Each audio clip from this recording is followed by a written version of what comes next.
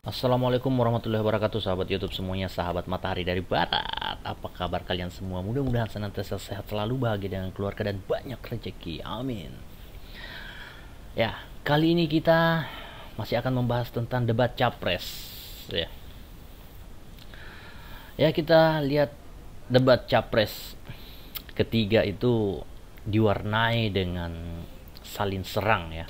Bukan saling serang, tapi Anies begitu getol menyerang Pak Prabowo ya. Menyerang secara terlihat sekali bahwa Pak Anies ini berniat untuk menyerang psikologisnya Pak Prabowo, di mana kita tahu bahwa Pak Prabowo ini mempunyai karakter yang temperamen ya.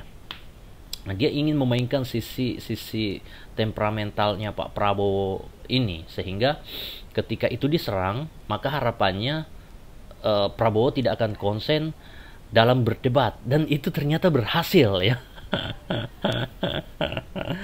Mata-mata liciknya Pak Anies terlihat seperti ini. Itu artinya kata Mardigu, kena lu masuk jebakan lu nih ya.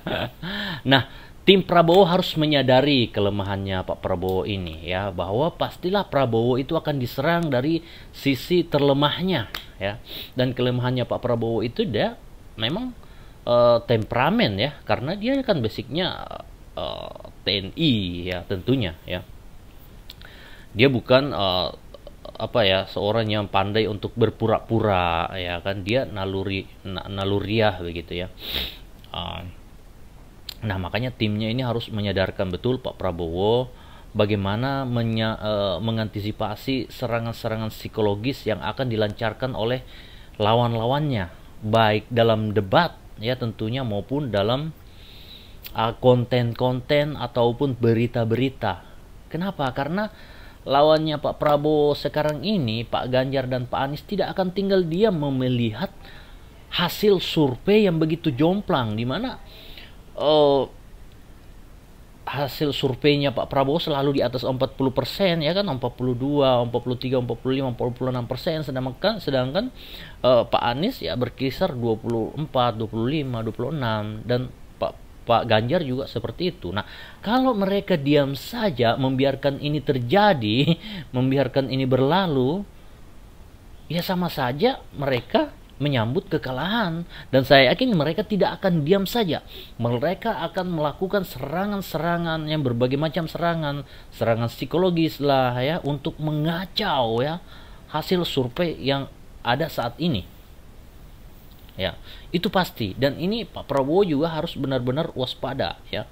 Kemampuan untuk manajemen emosionalnya itu harus dikuatkan lagi ya. Seperti dalam debat itu dia lebih konsentrasi untuk menahan supaya tidak emosi ya. Ya, saya sarankan ya Pak Prabowo ini untuk berguru ya kepada Pak Panji Gumilang. Bagaimana caranya melawan serangan-serangan ini ya. Nah, Pak Panji Gumilang pernah mengatakan bahwa beliau mengutip ayat suci, tolaklah kejahatan dengan cara terbaik. Tolaklah kejahatan dengan cara terbaik ya. Itu kata beliau. Nah, bagaimana caranya ya? Misalnya Pak Anies nanti menyerang psikologisnya Pak Prabowo ya, supaya pasti maunya itu Pak Prabowo ini emosi ya, dan beliau tidak konsen dalam berdebat. Nanti singgung aja kembali ya, dengan cara yang lebih baik ya, dengan cara yang halus. Misalnya Pak Prabowo diberikan skor sama Pak Anies itu 11 dari 100, artinya 1,1 ya. Pak Prabowo bisa mengungkapkan seperti itu ya kan. Saya berterima kasih misalnya ya Pak Prabowo, Pak Anies, terima kasih kepada Pak Anies yang telah memberikan penilaian kepada saya ya kan, 1,1 atau 11 dari 100 ya kan. Saya anggap itu adalah cambuk untuk saya bisa lebih berusaha lagi ya kan. Bisa seperti itu ya kan. Itu akan, saya yakin dengan seperti itu Pak Prabowo akan mendapatkan hati rakyat ya. Dalam debat itu bukan masalah menang kalah ya, tapi bagaimana bisa memenangkan hati rakyat. ya. Kemudian Pak Prabowo bisa memberikan penilaian balik kepada Pak Anies, ya kan.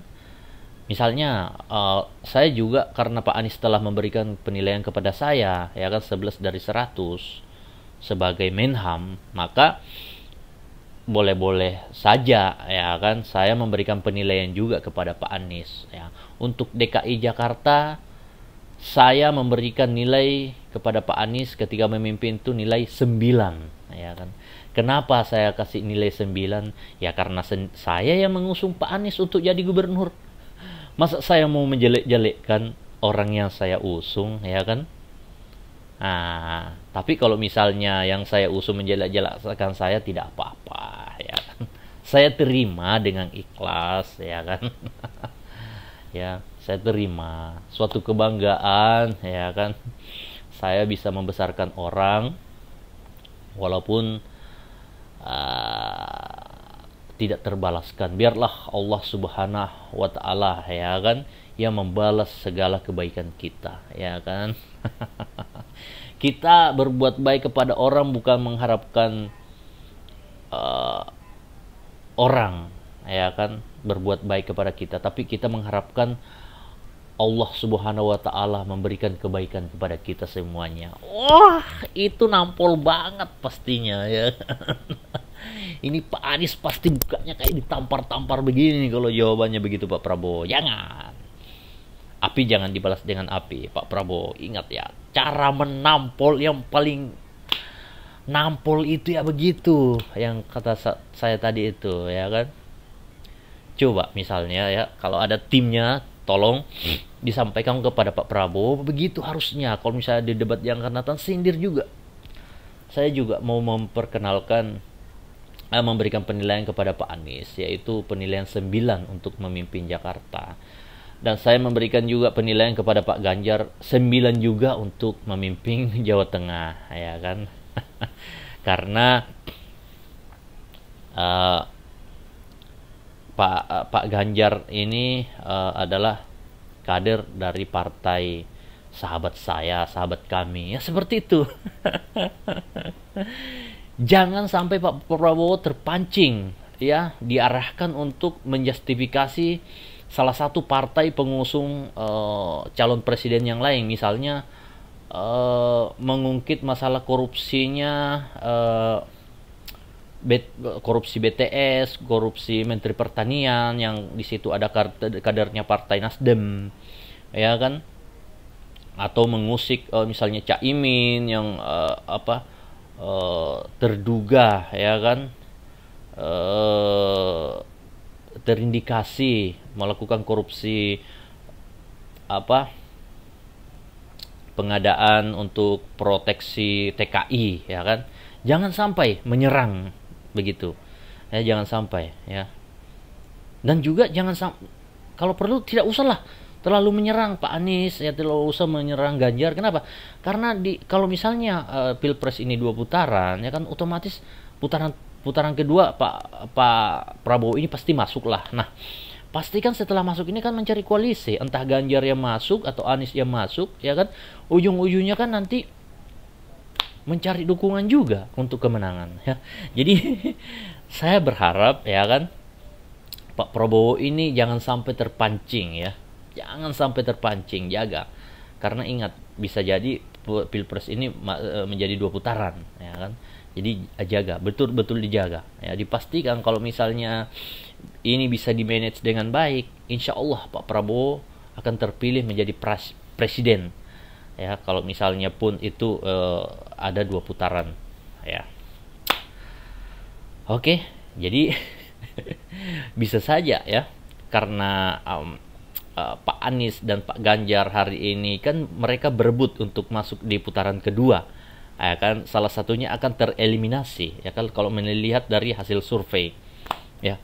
Bisa saja mereka sekarang berusaha menggiring, ya kan, karena lawannya sekarang ini kan pasti Pak Prabowo, ya. Bisa saja mereka akan menyerang psikologis Pak Prabowo atau menggiring opini untuk Pak Prabowo ini menyerang salah satu dari partai pengusungnya, ya kan, menyerang partainya. Misalnya dari kubu Pak Anies, ya kan, menciptakan cerita atau skenario, ya kan, untuk mengarahkan supaya nanti Pak Prabowo ini diadu domba dengan PDIP misalnya, atau dengan P3, seperti itu, supaya ketika misalnya Pak Anies yang masuk, maka PDIP maupun P3 ini larinya ke Pak Anies, bukan larinya ke Pak Prabowo. Begitu pula dengan kubu Ganjar. Kalau misalnya kubu Ganjar merasa di atas angin dari Pak Anies, maka serangan yang diarahkan adalah jebakan kepada Pak Prabowo untuk bagaimana supaya Pak Prabowo ini bisa bersitegang dengan partai-partai partai pengusungnya Pak Anies, ya kan? Misalnya diadu domba dengan Nasdem, atau diadu domba dengan PKB, bisa jadi seperti itu, atau diadu domba dengan PKS, bisa jadi seperti itu. Karena ya itu tadi, ini Pak Prabowo sudah masuk dalam tiket, ya kan, Pilpres putaran kedua, kalau 2 putaran, ya kan. Tapi kalau 1 putaran pun Pak Prabowo punya peluang besar untuk menang 1 putaran. Ya, terus kenapa ide-idenya Pak Panji Gumilang ini tidak dimasukkan ya ke dalam setiap perdebatan Pilpres ini? Misalnya tentang ekonomi biru, ya kan, tentang ekonomi hijau, green economy, blue economy, ya kan. Tidak semata-mata menitik beratkan kepada hasil-hasil tambang, ya. Perekonomian dititik beratkan kepada hasil-hasil tambang yang akan semakin merusak alam. Toh tanah kita subur, ya kan.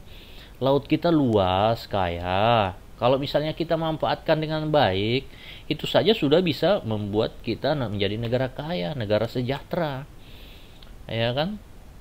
Coba pelajari lagi apa yang disampaikan oleh Pak Panji Gumilang, itu sangat bagus sekali ya untuk dibawa ke arena debat. Ya, saya terbayang seandainya Pak Panji Gumilang yang berdebat, wah, orang-orang akan speechless, ya kan.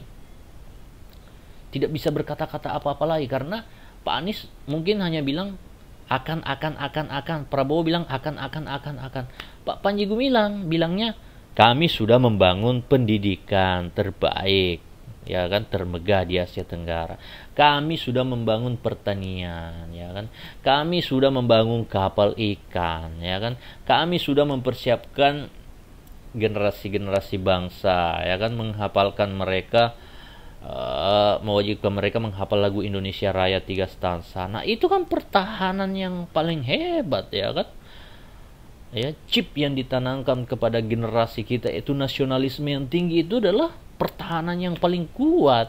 Percuma alat-alat canggih, ya kan, tapi kalau rakyatnya ini tidak punya nasionalisme, ya kan.